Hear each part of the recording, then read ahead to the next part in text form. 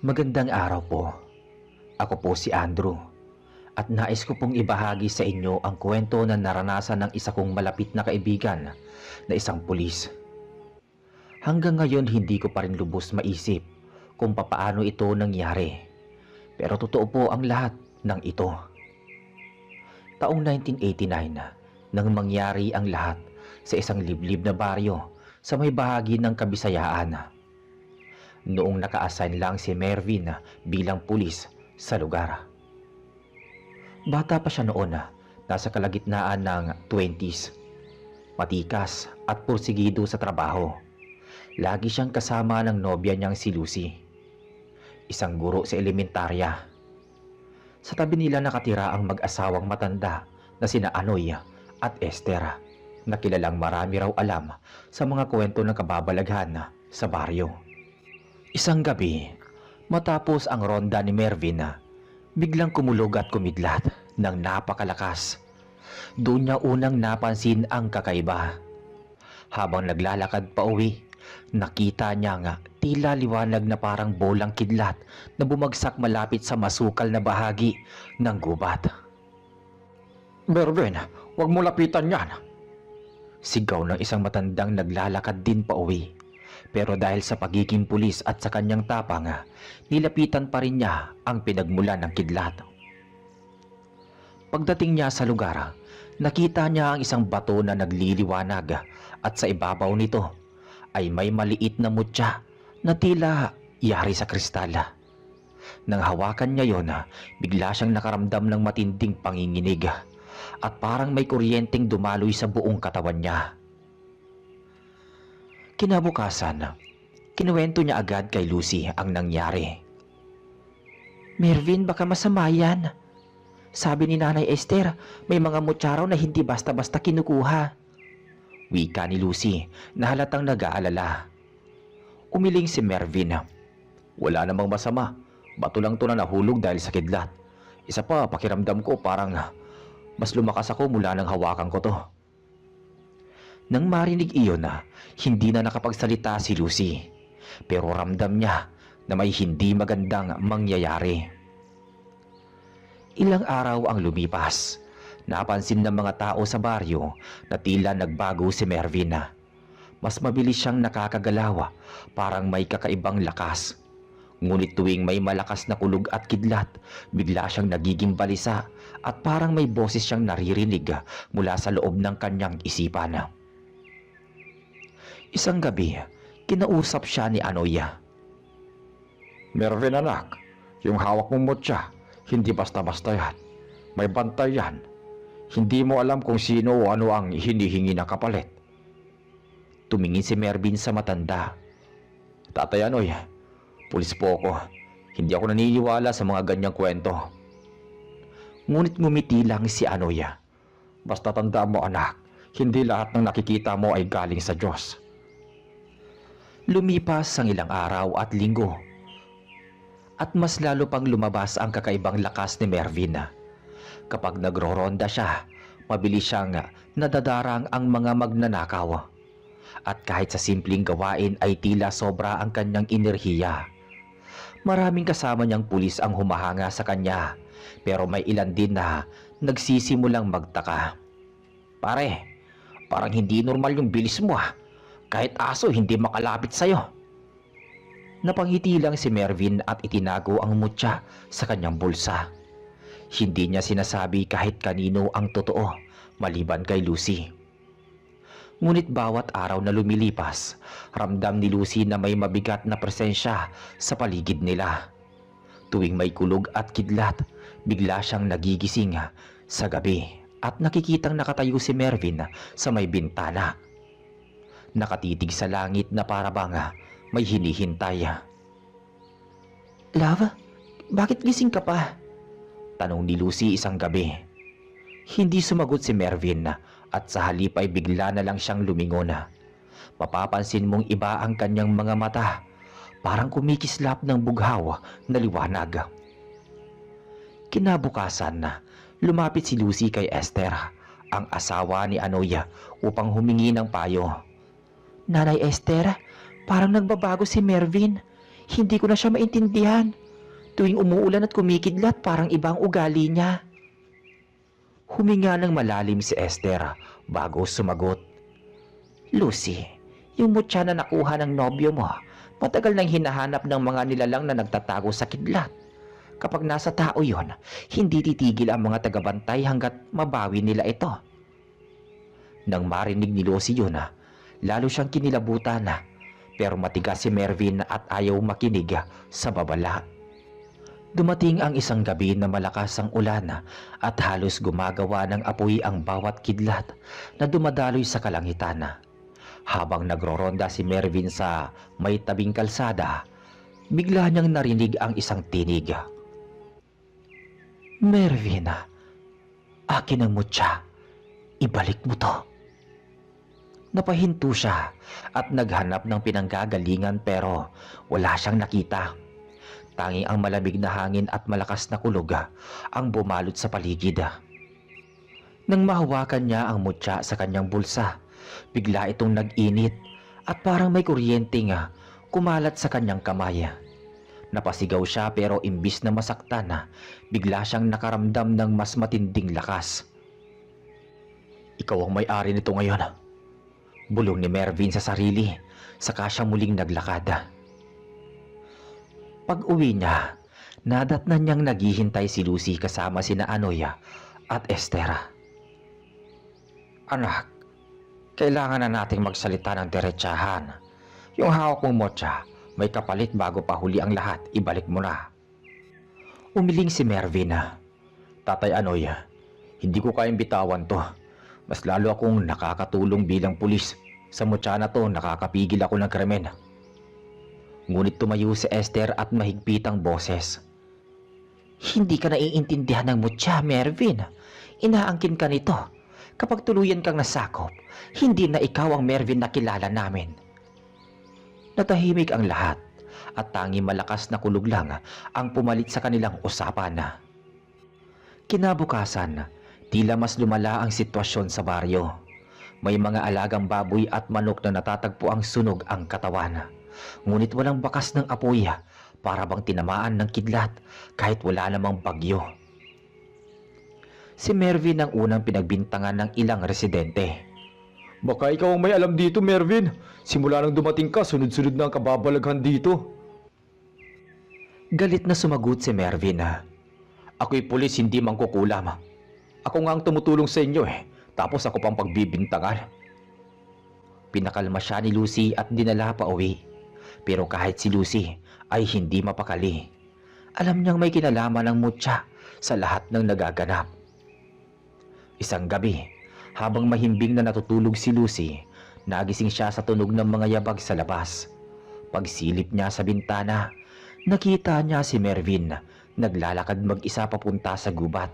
Hawak-hawak ang mutya na nagliliwanag sa dilim. Lava, saan ka pupunta? Sigaw ni Lucy. Ngunit hindi siya pinansin ni Mervyn at nagpatuloy lang ito sa paglalakad. Dahil sa kaba, nagpasya si Lucy na sundan siya. Sa kalagitnaan ng gubat, nakita niyang nakatayo si Mervyn sa ilalim ng malaking puno at sa harap niya ay may aninong hugis tao. Mahaba ang buhok at kumikislap ang mga mata. Narinig ni Lucy ang malalim na tinig mula sa nilalang. Mervyn, ibigay mo ang mutya. Kapalit nito ang kalayaan mo. Hindi. Ang mutyang ito ay akin na. Ako ang pipili kung kanino ito mapupunta. Sagot ni Mervyn. Naglabas ng kakaibang liwanag ang mutya at biglang kumulog at kumidlat sa paligid. Napatras si Lucy at napasigaw. Mervyn, tama na. Ibalik mo na yan.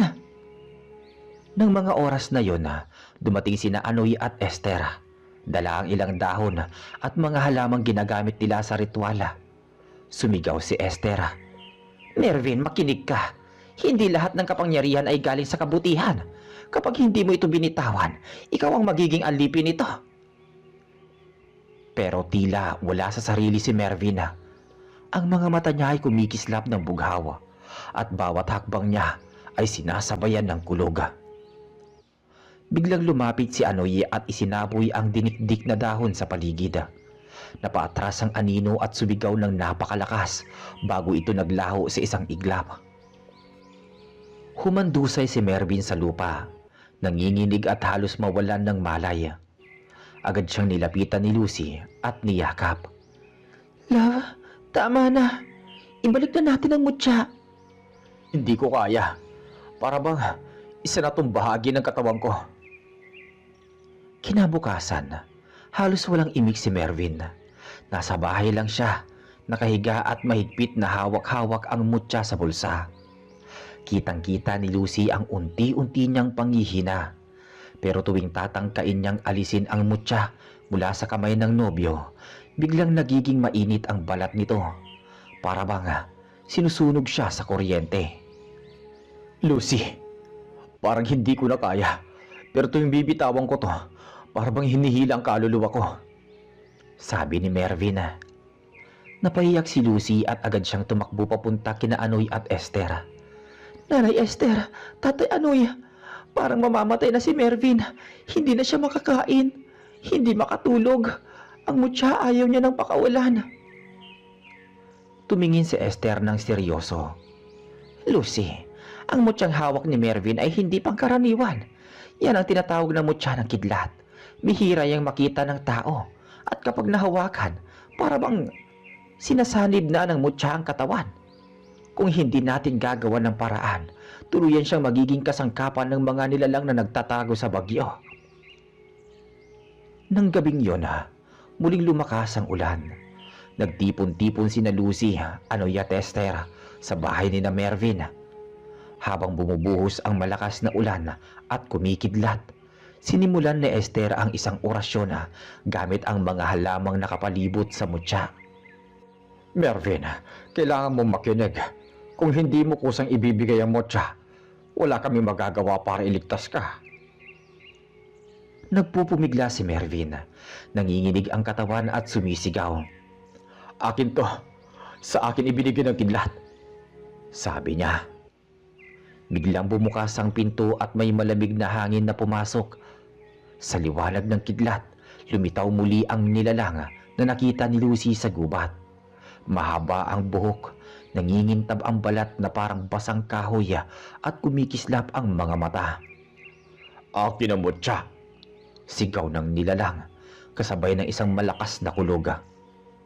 Napatakip ng tenga si Lucy at halos matumba sa takot. Ngunit si Esther ay hindi natakot. "Lumayo ka! Hindi mo pa siya pagmamay-ari!" sigaw niya, sabay-saboy ng tubig na may halong dahon at asin. Napatras ang nilalang at sumigaw. Ngunit napansin nila mas lalong naglalagablab ng bughaw na liwanag ang mutya sa kamay ni Mervin. "Lucy, kung pakakawalan ko to, baka ikaw ang kunin nila." Mahina ngunit malinaw na wika ni Mervin. Napahigpit ang hawak ni Lucy sa kanya. "Hindi, Mervin. Mas pipiliin ko mawala ang mutya kaysa mawala ka." Ngunit bago pa man makapagpasya si Mervin, biglang dumagundong ang napakalakas na kulog. Sa kisap mata, nawala ang nilalang at ang mutya ay biglang nagningning hanggang sa magliyab at dumikit mismo sa dibdib ni Mervin.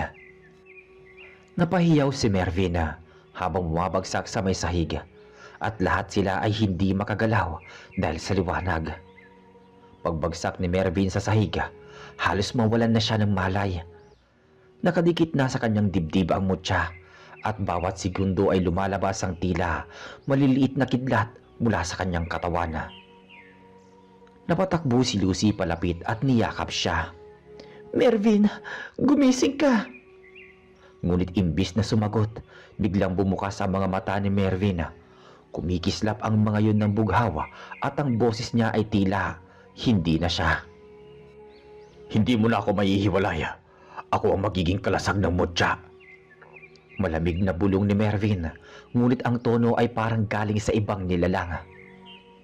Napaluhod si Lucy, habang si Anoy at Esther ay naghawakan ng kamay at nagsimula ng panibagong orasyon. "Mutya ng kidlat, huwag mong aariin ang anak na ito. Ibalik mo siya sa kanyang laman at dugo. Sabay saboy ng tubig sa paligid ni Mervin. Ngunit imbis na humina, mas lalo pang lumakas ang kislap ng kidlat sa katawan ng pulis. Ang mga gamit sa bahay ay nahulog. Ang bubong ay umingay sa lakas ng hangin at ang paligid ay parang binabalot ng bagyo kahit nasa loob sila ng bahay. Nang tuluyan ng tumindi, biglang nagsalita si Mervin gamit ang kanyang sariling boses. Lucy, Tatay Anoy, Tatay Esther, tulungan niyo ako. Ang bigat, parang hinihila ako ng kidlat. Napatakip ng bibig si Lucy at halos mabasag ang puso niya. Love, huwag mong bibitawan ang sarili mo. Labanan mo. Sa gitna ng kaguluhan, may marahas na pagkatok sa may pinto. Nang buksan ito ni Anoya, bumungad si Esther. Hindi ang asawa niya, kundi isang nilalang nakahawig ni Esther. Ngunit mas bata at mas maganda ang anyo. May kumikislap na mga mata. Hindi siya makakawala. Ang mutya ay para lamang sa piniling sisidlan.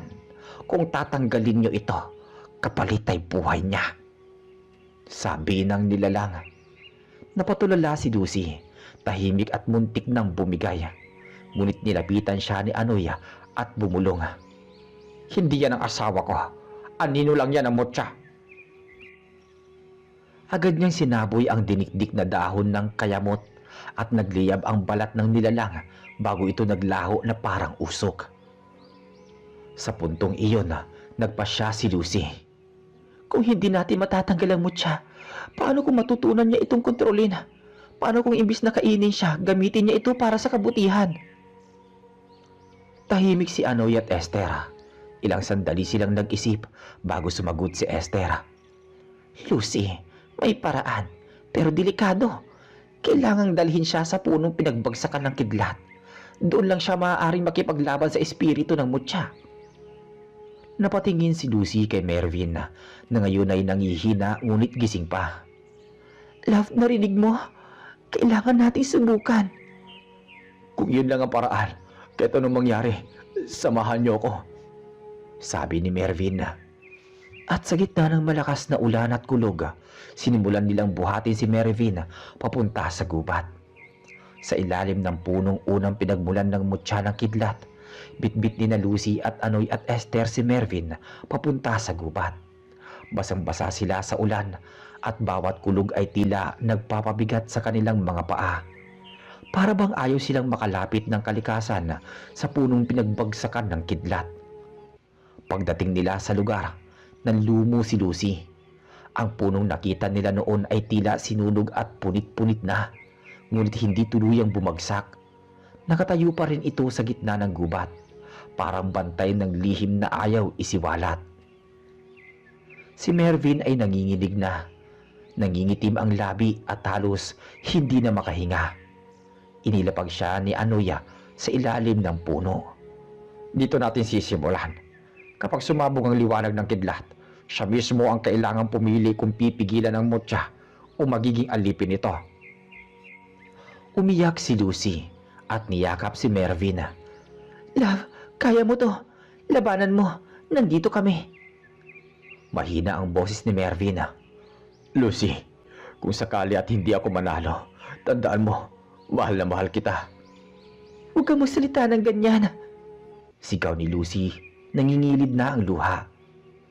Biglang kumulog ng sobrang lakas at mula sa ulap ay bumagsak ang isang matinding kidlat na tumama mismo sa puno. Ang liwanag ay halos bumulag sa kanilang lahat. Nagsimulang gumalaw si Mervin. Parang may nilalabanan sa loob ng kanyang katawan. Ang mutya sa dibdib niya ay kumikislap at sa isang iglap napahiyaw siya ng ubod ng lakas. Akin ka na! Hindi kita bibitawan! Boses ni Mervin, ngunit kasabay nito ay isang malamig at malalim na boses na tila nanggagaling sa loob niya. Akin ka, Mervin. Ako ang magbibigay sa iyo ng lakas na walang hanggan, kapalit ng kaluluwa mo. Nanginig si Lucy habang pinapanood ang nobyo. Love, huwag kang magpapaloko. Hindi mo kailangan ng kapangyarihan. Si Anoy ay nagbasa ng langis mula sa nyog at inilagay sa palad ni Lucy. Ikaw lang ang makakapagpatigil sa kanya. Hawakan mo ang dibdib niya. Ipaalala mong tao pa rin siya. Ginawa ni Lucy ang sinabi. Lumapit siya kahit halos tamaan ng kuryenteng lumalabas mula kay Mervin at buong tapang niyang hinawakan ang dibdib ng nobyo. Mervin, bumalik ka. Hindi ikaw yan. Mahal kita at hindi kita bibitawan.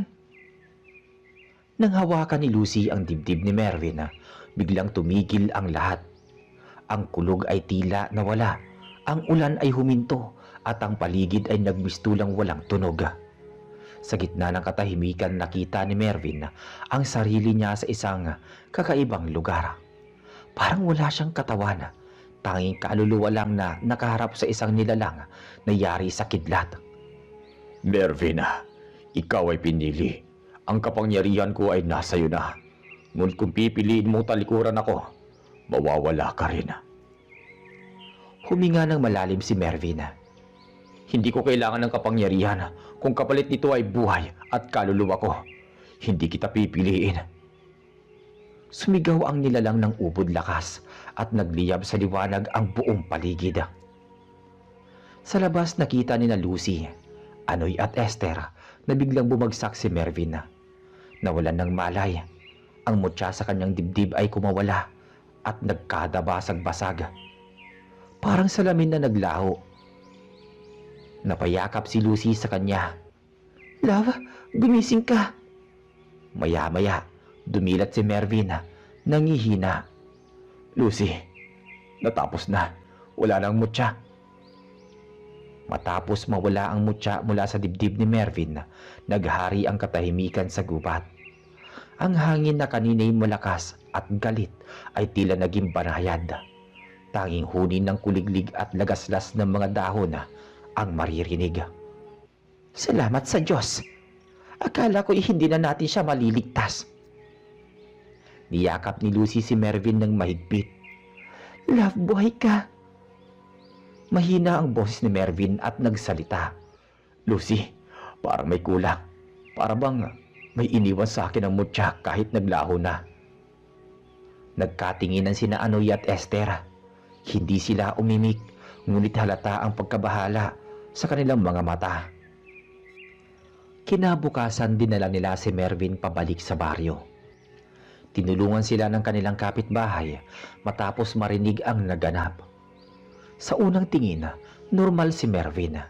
Kumakain siya, nakakapagsalita, at nakakatayo kahit mahina. Ngunit may kakaiba na napapansin si Lucy. Tuwing sumasapit ang dapit hapon, nagiging balisa si Mervin. Para bang may tinig na bumubulong sa kanya na hindi naririnig ng iba. Minsan napapatingin siya sa langit na parang may sinusundan na liwanag. Love, okay ka lang ba?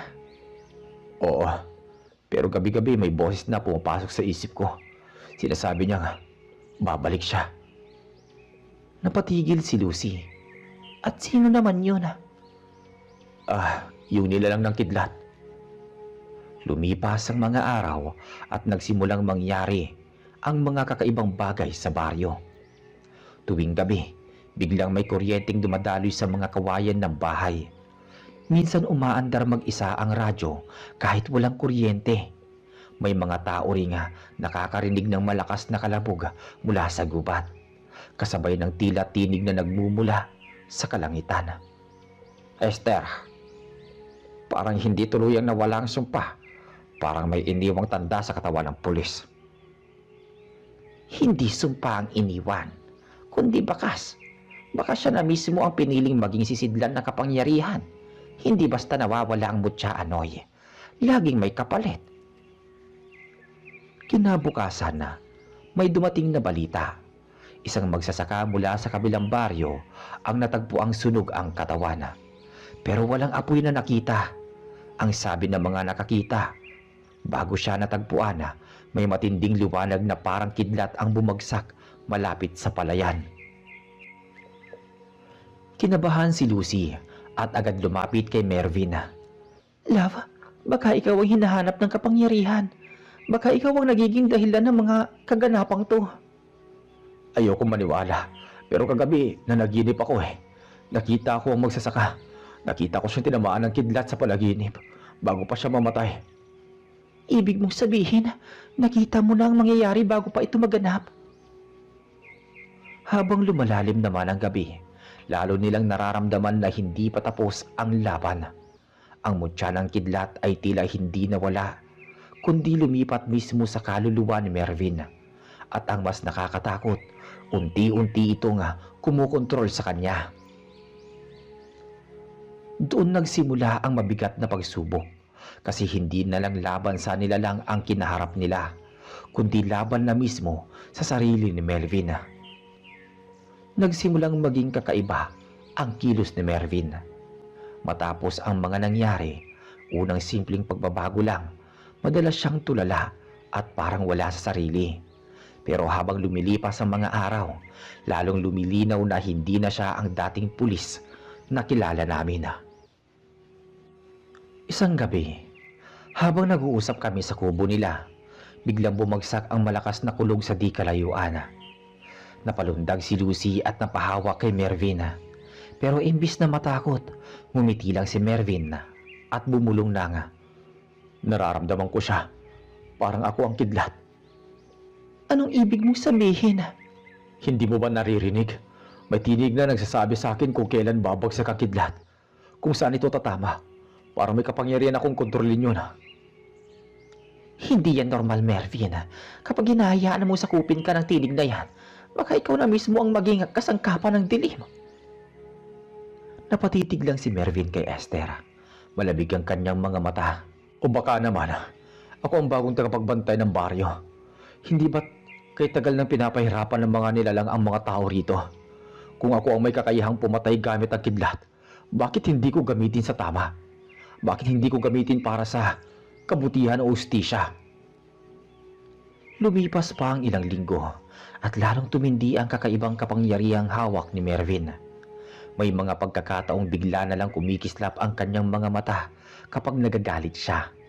Tuwing may gulo sa baryo, gaya ng mga magnanakaw o lasenggong nag-aaway, napapansin ng mga tao na palaging kasabay ng sigaw ni Mervin ang pagkulog at pagkidlat. Tatay Anoy, natatakot ako. Oo, natutulungan niya ang baryo pero parang unti-unti siyang nagiging ibang tao. Hindi na siya yung dating nobyo ko. Lucy, ang kapangyarihan ay may kapalit. Kapag hindi natin nahanap kung papaano alisin ang mutyang naiwasan sa kanya o naiwan, baka tuluyan na siyang lamunin nito. Isang gabi, may nangyaring hindi inaasahan.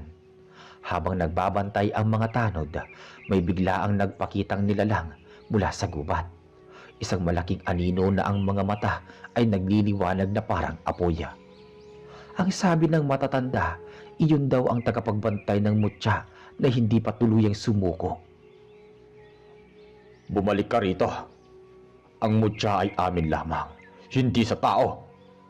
Malakas na sigaw ng anino. Lumabas si Mervin na hawak ang baril niya. Pero bago pa man siya makapagpaputok, dumaloy ang matinding kidlat mula sa kanyang mga palad. Tumama ito sa anino at agad itong nawasak. Naglaho na parang usok. Natigilan ang lahat. Kahit si Lucy, halos hindi makapaniwala. Mervin, hindi na baril ang gamit mo. Ikaw na mismo ang kidlat. Ngumiti si Mervin, ngunit may kakaibang tapang at yabang sa kanyang muka. Wala na makakatalo sa akin ngayon. Ako ang magiging tagapagprotekta ng baryong to. Ngunit hindi proteksyon ang nakikita ng iba, kundi panganib. Lalong natakot ang mga tao kasi bawat oras na nagagalit si Mervin, palaging may kasunod na kulog at kidlat na tumatama kahit saan. Minsan, muntik niya nang tamaan ang sariling kapitbahay. Nanay Esther, kailangan natin siyang iligtas bago pa siya tuluyang lamunin ng mutya. Nawala ang mutyang nakadikit sa kanyang dibdib pero ngayon, talagang sumanib na sa kanyang katawan at kaluluwa. Ayoko makita ang nobyo kong maging halimaw. Sabi ni Lucy. Si Reggie doon na nagsimulang lumala ang lahat sapagkat ang kapangyarihan na dapat sana'y nagligtas sa kanya unti-unti namang nagiging dahilan ng kanyang pagkawasak.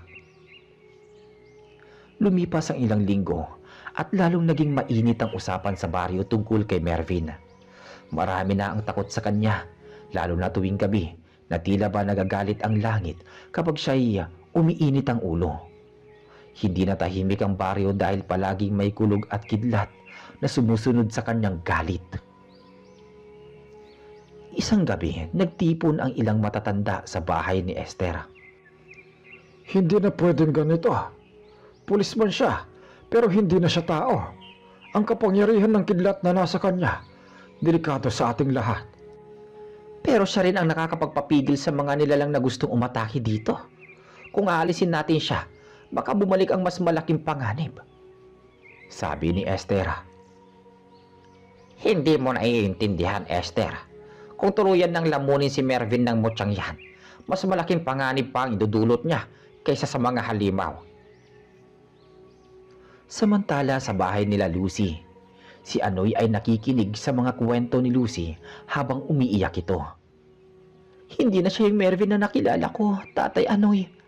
Kahit sa pagtulog, gumigising siya bigla na parang may kausap na hindi ko nakikita. Minsan nakabukas ang mata niya, pero parang wala siya sa urilat. Tapos naririnig kong binubulong niya ang mga salitang hindi ko maintindihan. Napahawak si Anoy sa kanyang ulo. Lucy, kung totoo nga may mutya sa loob niya na iwan, baka hindi na siya tuluyang makontrol. Kailangan nating hanapin kung papaano ito maalis ng tuluyan bago mahuli ang lahat. Noong una pumalpak tayo dahil naiwan ang presensya ng mutya sa kanyang katawan. Kinabukasan, nagkaroon ng hindi inaasahang pangyayari. Habang naglalakad si Mervin sa palengke, may isang batang lalaki ang biglang tumakbo. Papalapit ito sa kanya at nadapa. Nagulat si Mervin at nang marinig niya ang iyak ng bata, biglang kumulog ng malakas at bumagsak ang kidlat ilang metro lang mula sa kanila. Halos lahat ng tao sa paligid ay napasigaw at nagtakbuhan. Ay Diyos ko, muntik na tayong tamaan. Sigaw ng isang tendera. Mervin, tama na. Sigaw ni Lucy habang hinahabol siya. Pero hindi nakinig si Mervin. Nakatayo lang siya roon, nakatitig sa bata. At ang mga mata niya ay kumikislap na parang mismong kidlat ang laman. Kinagabihan, nagtipo ng buong baryo. Dumating din si Mervin. Lahat ng mga mata nakatingin sa kanya. Mervin, hindi ka naligtas para sa amin. Hindi mo ba nakikita? Natatakot na ang mga tao sa'yo. Kailangan mo nang umalis bago pa makapaminsala. Napahagalpak ng tawa si Mervin. Umalis? Ako lang ang dahilan kung bakit ligtas kayo, di ba? Kung hindi dahil sa akin, matagal na kayong kinuha ng mga nilalang sa gubat. Ako ang tagapagbantay rito. Ako ang kidlat na hindi matitinag. Sabi ni Mervin. Hindi ikaw tagapagprotekta. Halimaw na may balat ng tao ang tingin ng lahat sa iyo. Sabat naman ni Esther. Nagkatinginan ang mga tao. Ilan ay may hawak pang mga sulo at kahoy. Ramdam ni Lucy ang takot at kaba. Mervin, pakiusap. Bumalik ka na sa dati mong sarili. Hindi mo kailangang patunayan na ikaw ay pinakamalakas dito. Ngunit ngumiti lang si Mervin, malamig at puno ng yabang. Hindi niyo na ako maintindihan. Ang mutya ng kidlat ay ako na mismo at walang makakakuha nito sa akin. Si Reggie doon na nagsimula ang pag-aalsa ng mga tao laban kay Mervin. At ang mismong gabing yon ang nagbigay ng pinakamapanganib na bangungot sa baryo. Hindi na mapigilan ang galit at takot ng mga tao. Sa gitna ng baryo, habang nakaharap si Mervin sa lahat, nagsimulang sumigaw ang ilan. Paalisin na siya! Ay, delikado ang pulis na yan! Oo nga, bago pa tayo lahat mamatay dahil sa kidlat niya, dapat na siyang mawala rito. Nagtayuan ang mga kalalakihan na may dalang itak, bolo at mga sulo. Si Lucy ay umiiyak na humaharang. Pakiusap, huwag niyo siyang sasaktan. Nobyo ko siya. Hindi niya gusto ang lahat ng ito. Pero mas malakas ang takot kaysa sa awa. Lumapit si Esther at hinarap si Mervin. Mervin anak, bago pa maging huli ang lahat, isuko mo na ang mutya. Tanggalin mo na ito sa iyong buong katawan. Tanggalin mo na ang presensya nito. Tanggihan mo. Kung hindi, lahat tayo mapapahamak. Isuko? Hindi niyo ba naintindihan? Ako ang mutya. Ako ang kidlat. At sino mang hahadlag sa akin, sila ang unang tatamaan. Biglang gumuhit ang kidlat mula sa langit. Sumabog malapit sa mga taong may hawak na sulo. Nagsitakbuhan ang mga bata at babae, habang ang mga lalaki ay nanginginig sa kanilang kinatatayuan. Demonyo ka, Mervin! Sigaw ng isang matanda. Pero bago pa makagalaw si Mervin, dumagungdong ang lupa mula sa gilid ng gubat. Lumitaw ang isang napakalaking figura. Ang nilalang na unang naghabol sa mutya. Ang katawan nito'y itim na usok at ang mga matay nagliliyab. Ang tinig nito'y umalingaw-ngaw sa buong baryo. Sa akin ang mutya! Ibalik mo, tao! Napahinto si Mervin kahit siya'y natigilan sa presensya ng halimaw. Pero pinilit niyang itaas ang kanyang mga kamay at mula roon kumislap ang malalakas na kidlat. Tinamaan ang nilalang ngunit hindi ito nawasak, lalo lang itong lumaki at nangalit. Tao ka lamang, ang mutya ay sumpa sa'yo. Si Lucy ay umiiyak na napayakap kay Anoy. Tatay Anoy, anong gagawin natin? Hindi na siya kayang kontrolin ng sarili niya. Sumagot si Anoy, nanginginig. Kapag hindi natin natanggal ang mutya sa kanya ngayon, tuluyan siya masasaktan ng nilalang na yan at pati tayo matadamay. Habang nagbabanggaan ang mga kidlat ni Mervin at ang nilalang na nagmula sa halimaw, nagsimulang masira ang mga bahay sa paligid. Nasusunog ang bubong, nagkandabasag-basag ang mga haligi at ang mga tao'y nagsisigawan na tumatakas. Lucy, kailangan natin makahanap ng paraan para mailigtas siya. Kahit pa pinipilit niyang panindigan ang kapangyarihan niya. Pero paano? Hindi ko alam kung papaano. Nakaharap si Mervin sa nilalang, basang-basa ng pawis, halos manghina sa bawat kidlat na pinapakawalan. Hindi mo ako matatalo. Ang kapangyarihan ng kidlat ay hindi para sa tao. Sa huli, ikaw rin ang susunugin nito. Sabi ng nilalang. Napatras si Mervin at sa unang pagkakataon mula nang makuha niya ang mutya, nakita nilang natakot siya. Sa gabing yun nagbago ang lahat, sapagkat hindi lang ang baryo ang nakasalalay, kundi pati na rin ang kaluluwa ni Mervin mismo. At nagsimula na ang pinakamatinding bangungot sa baryo. Habang nakatayo si Mervin sa gitna, umalingaw-ngaw ang kulog at ang kidlat. Parang nakatali sa kanyang katawan. Sa bawat galaw niya, gumuguhit ang liwanag at kasabay nito'y napupunit ang lupa. Hindi ko hayaang kunin mo ang mutya, sigaw ni Mervin sa nilalang. Ngunit ang halimaw na gawa sa usok at apoy ay lumapit at yumuko. Halos tumama ang mukha sa kanya. Tao ka lang. Ang laman ng mutya ay hindi para sa'yo. Lalamunin ka dito hanggang wala nang matira sa'yo. Biglang sumabog ang hangin at napaatras ang mga tao. Umiyak si Lucy habang hawak ang braso ni Esther. Nanay Esther, paano natin siya maliligtas? Hindi ko kaya makita siyang tuluyang masira. May paraan. Pero kailangan natin ng tapang mo, Lucy. Ikaw ang pinakamalapit sa kanya. Ikaw lang ang makakapigil bago siya tuluyang labunin. Lumapit si Anoy, pawis na pawis at nanginginig ang boses. May naririnig akong kwento noon sa matatanda. Kapag ang mutya ay nakatanim sa katawan ng tao, tanging tinig na pinakamamahal niya ang makakapagpahina rito. Lucy, ikaw yon. Napatitig si Lucy kay Mervin na halos wala na sa sarili. Ang kanyang mga mata ay kumikislap na asula at halos Hindi na niya makilala. Mervin, ako ito. Pakinggan mo ako. Dilingon siya ni Mervin at saglit na nawala ang liwanag sa kanyang mga mata. Lucy? Ngunit bago pa siya tuluyang bumalik sa ulirat, sumigaw ang halimaw. Hindi mo siya maliligtas. Ang mutya ay akin. Sabay banat ng itim na usok na pumalibot kay Mervin. Lumapit pa si Lucy kahit halos lamunin na siya ng usok. Mervin, hindi ka halimaw. Ikaw ang asawa ko. Ang nobyo ko. Bumalik ka sa akin. Huwag mong hayaang kontrolin ka ng mutya. Umangat ang kamay ni Mervin. Nagliyab ng kidlat.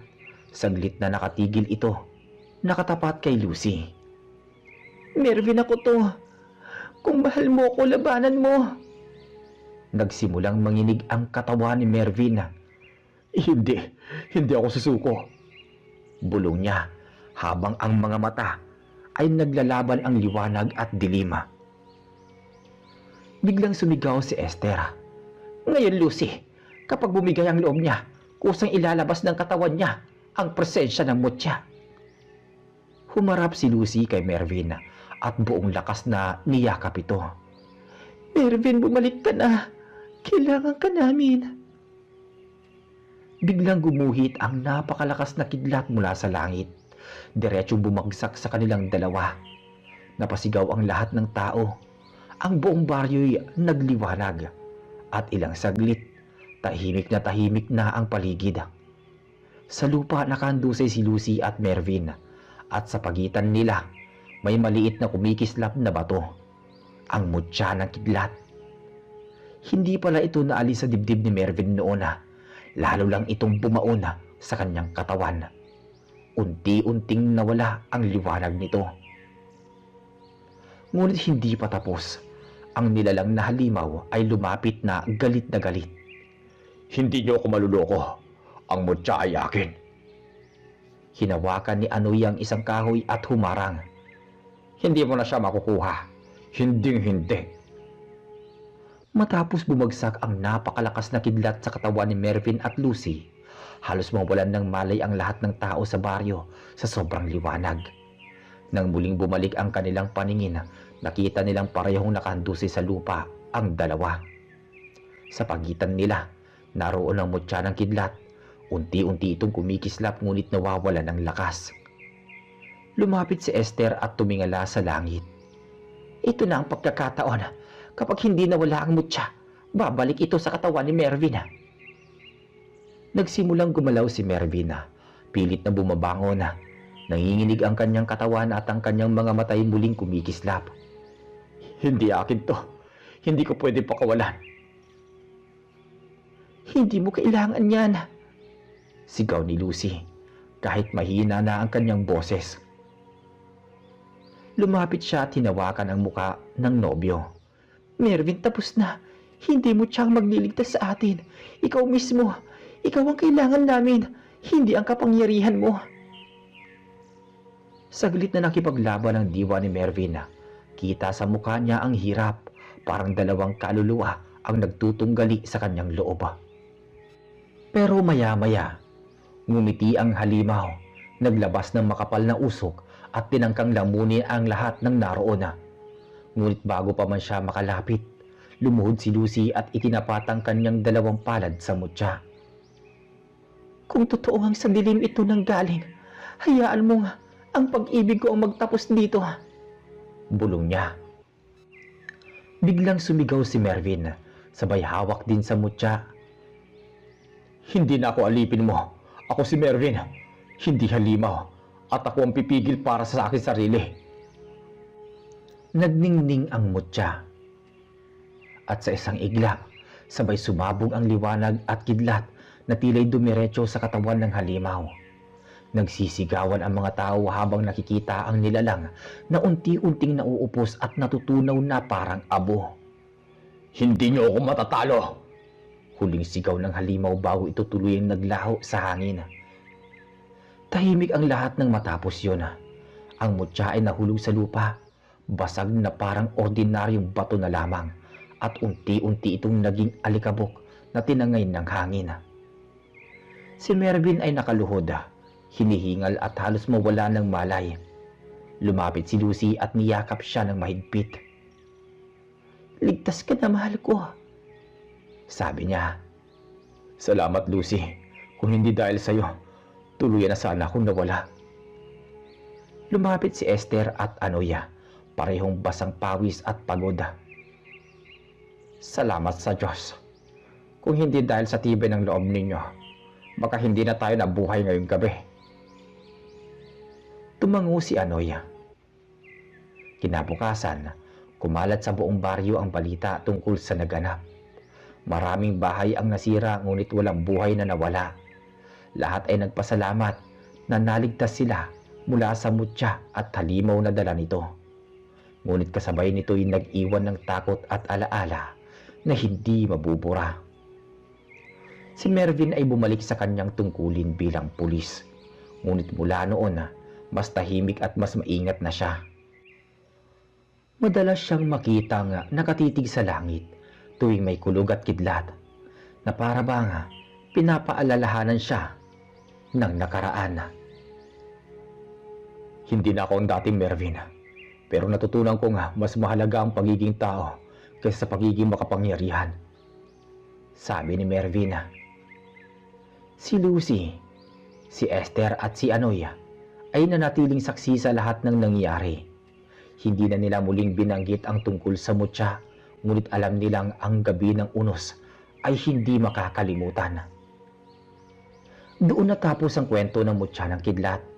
Isang karanasang nagturo sa amin na ang kapangyarihan ay may dalang sumpa. At sa huli, pag-ibig at tapang pa rin ang tunay na sandata laban sa dilima.